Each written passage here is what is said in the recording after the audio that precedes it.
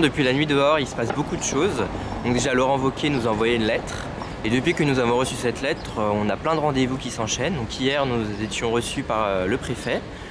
On a pu discuter avec lui de nos projets. Et aujourd'hui, on est reçu par l'équipe de Gérard Collomb. Et on est en bonne voie aussi pour être reçu par le recteur de la Grande Mosquée de Lyon. C'est en grande négociation.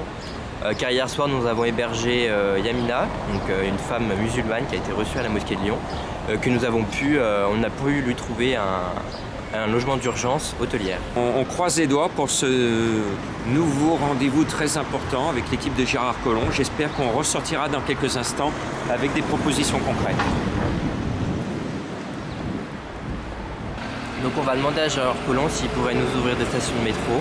Donc un à Gratte-Ciel à Villeurbanne et un autre dans la presqu'île de Lyon. Donc si cela n'est pas possible pour cause de sécurité, on aimerait qu'il nous trouve quand même une situation d'urgence parce qu'il y a plein de sans-abri qui sont refusés par le 115, par le SAMU. Donc ils sont obligés de dormir dehors, donc on aimerait quand même leur trouver une situation d'urgence, donc un lieu pérenne pour nos amis.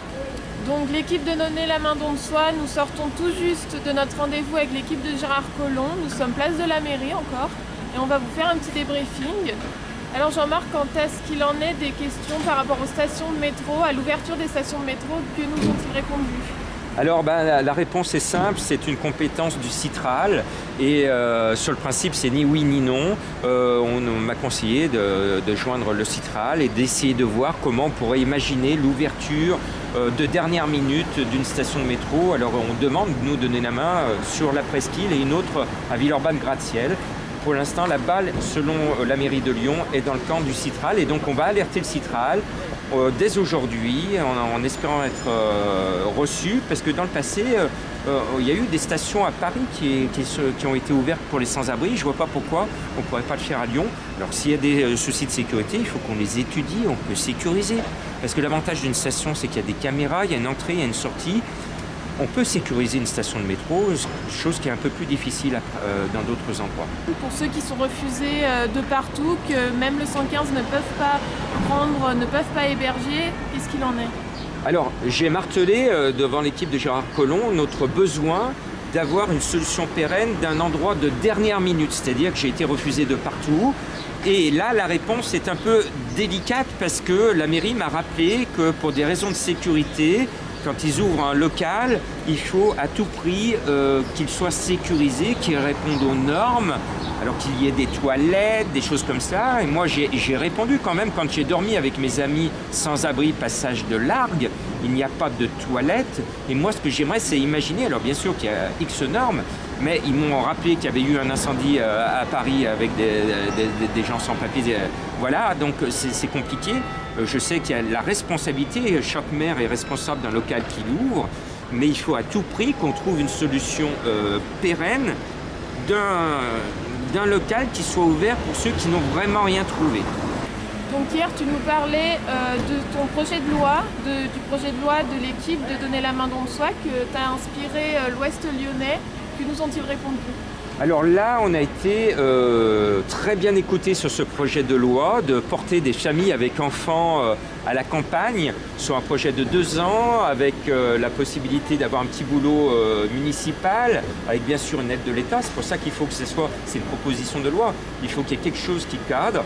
Et effectivement, comme le préfet, j'ai eu une oreille attentive parce que effectivement c'est un projet réalisable. Ils ont émis le doute que certains bénéficiaires pourraient refuser parce qu'ils nous ont émis le cas de personnes qui refusent d'aller plus loin, qui refusent des solutions.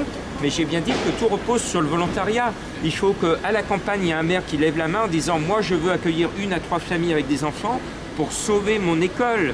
Et qu'en contrepartie, des familles qui se retrouvent à la rue avec leurs gamins puissent dire « Moi, ça m'intéresse » ou que les services sociaux comme ceux de la ville de Lyon puissent se dire « Moi, j'ai une famille qui correspond » et qu'on les emmène à la campagne pendant 2 ans, loyer 1 euro pour qu'ils reconstituent leur capital et qu'ils puissent rebondir à l'échelle de cette commune rurale ou ailleurs. Et en plus, ça peut aider des agriculteurs à pérenniser leur exploitation parce qu'on peut imaginer un agriculteur qui va partir à la retraite et qui va former une famille d'accueil et qui va pouvoir passer sa retraite en voyant évoluer cette famille à qui il aura tout appris de l'élevage, de la culture et il sera heureux alors qu'on sait qu'il y a beaucoup de suicides dans le monde paysan parce que des gens ne peuvent pas concevoir de perdre leur exploitation, de perdre leurs animaux. Et bien là, les agriculteurs pourront, avec ce projet de loi, accueillir une famille. Et là, il faut une aide de l'État. La mairie qui va faire un écheur, il faut que l'État exonère. L'agriculteur qui va accueillir une famille d'accueil, il faut que